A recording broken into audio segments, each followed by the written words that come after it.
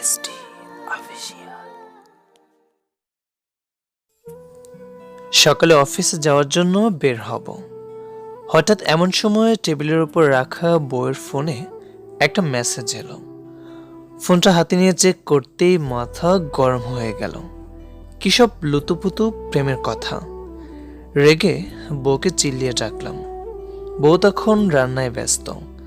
তাড়াতাড়ি ছুটে এলো আর নম্র কণ্ঠে বলল, কি হয়েছে, কিছু লাগবে তোমার?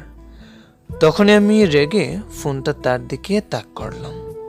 বউ তার ফোনের মেসেজ দেখে হতভম্ব প্রায়, তা তার মুখ দেখেই বোঝা যাচ্ছে। তবে আমি ভাবছি সে কি সত্যিই হতভম্ব নাকি আমার সাথে নাটক করছে। রেগেই বললাম, এই, কে সেই ব্যক্তি যেহেতু প্রেমের বাক্য লিখে পাঠাচ্ছে তোমায়, আর কবে থেকে চলছে এসব? বউ আমার কাঁদো কাঁদো সুরে বলল, বিশ্বাস করো আমি চিনি না কে সেই ব্যক্তি। এর আগে কখনো এই নাম্বারে কথা হয়নি আমার, বুঝবো কি করে কে? আমি আবারও কর্কশ কণ্ঠে বললাম, এখনই সব ক্লিয়ার করছি, ওয়েট। ফোনটা বউয়ের হাত থেকে কেড়ে নিয়ে নাম্বারে ফোন লাগালাম, কিন্তু ফোন বন্ধ বলছে। খুব রাগ হলো, বউকে বকাবকি করে মেজাজ খারাপ নিয়ে অফিসে চলে গেলাম। সকালের নাস্তাটাও হলো না আর খাওয়া। অফিসে যেতেই মিটিংয়ের ফাইল না রেডি হওয়ায় বসের ঝাড়ি ফ্রি। সব মিলিয়ে ভীষণ বিরক্ত ছিলাম। রাগে আর সারাদিন বউকে ফোন দেইনি, এবং কি রেগে ফোনটাই অফ রেখেছিলাম। সারাদিনের কাজ শেষে ভীষণ ক্লান্ত। বাসায় ফিরতে হবে, মনটাও বিষাদের ছেয়ে আছে। বাড়ি ফেরার তাড়া নেই আজ। কার জন্য ফিরব? সে কি আমার পথ চেয়ে আছে নাকি? অফিস থেকে হাঁটা শুরু করলাম। সামনেই বেইলি রোড। সেখানে এক বৃদ্ধ চাচা ঝাল বাগমরিচ নিয়ে বসে আছেন। মরিচগুলো দেখে তার কাছে গিয়ে বললাম, চাচা, আমায় এক হালা মরিচ দিন তো। চাচা উত্তরে বললেন, তুমি নিয়ে নাও। আমি ঝালের জন্য হাত দিতে চাইছিলাম না। তখন চাচা বললেন, তিনি অন্ধ, আমি যেন বেছে নেই। চাচাকে দেখে আমি আশ্চর্য হলাম। যেখানে একসাথে থেকে আমরা একে অপরকে বিশ্বাস করতে পারি না, আর তিনি চোখে না দেখেই আমায় বিশ্বাস করে নিলেন। এ সময় আমার বউ নীলার কথাটাই প্রথমে মনে পড়ল। সকালে অযথা রাগারাগি করলাম তাকে অবিশ্বাস করে, অথচ 4 বছরের সংসারে আমার বউ নীলা আমাকে ছাড়া এক রাতও বাবার বাড়ি থাকেনি।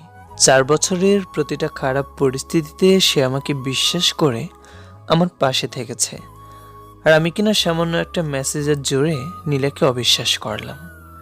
মন খারাপ করে বাড়ি ফিরছিলাম। রাস্তায় ফুলের দোকান থেকে কিছু গোলাপ নিয়েছি বউয়ের রাগ ভাঙাতে।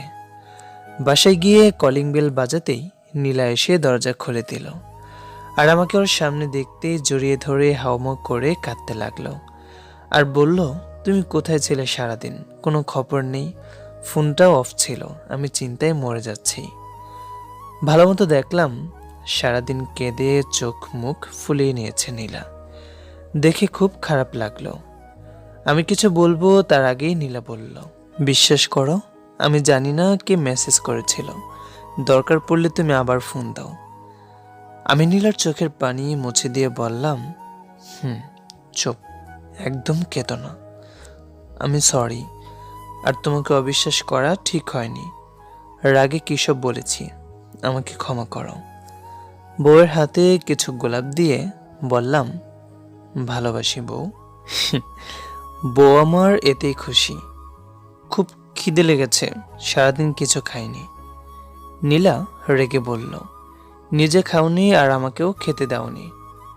টেনশনে আমি কিছুটা ভাবুক হয়ে বললাম, ঠিক আছে, আজ তবে আমি না হয় রেঁধে খাওয়াবো আমার মিষ্টি বউকে। বিশ্বাসে যে সুখ আছে তা অভিমানে কই। সম্পর্কের মূল ভিত্তি বিশ্বাস। যেহেতু প্রশ্নের উত্তর পর্ব কালকে আপলোড দিয়েছিলাম, শুক্রবারে দেওয়ার কথা ছিল, কিন্তু তার আগের দিনই দিয়ে দিয়েছিলাম। তো ইনশাল্লাহ সামনের শুক্রবার থেকে প্রতি শুক্রবারেই প্রশ্নের উত্তর পর্বগুলো আপলোড দেওয়া হবে। তো যার যার প্রশ্ন আছে হ্যাশট্যাগ দিয়ে প্রশ্নগুলো করতে থাকো, এই এক সপ্তাহে যতগুলো প্রশ্ন হয় সবগুলোর অ্যান্সার আমি এক ভিডিওতে সামনের সপ্তাহে দিয়ে দিব। ঠিক আছে?